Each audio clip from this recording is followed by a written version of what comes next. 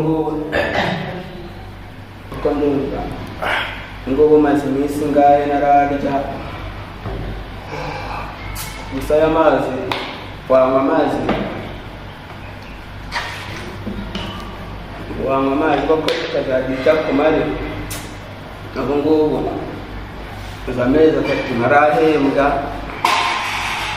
ubu n'ibi biromba nicayemo sinzi ngo bizangeza he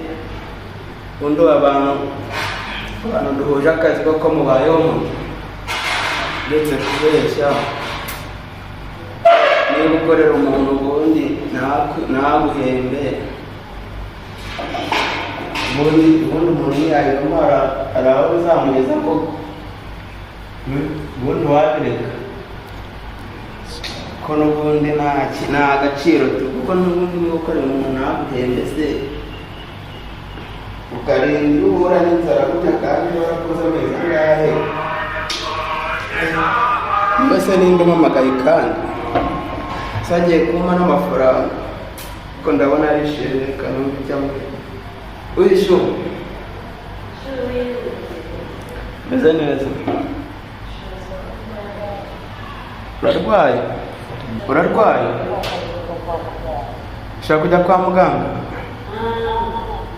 neza ubu ngubu koko ejo naguhaye 5 iri gushaka ngahe uvuga cyane ntabwo ndi kumva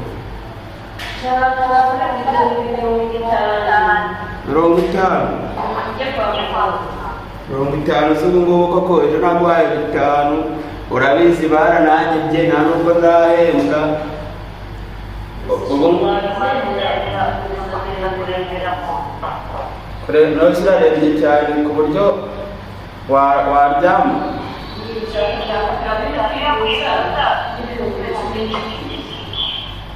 ubwo ni 60 ushaka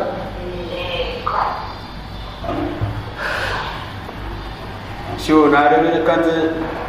kanze ndaje nakurebere kanyakoherereze nta kibazo yego yes me meze neza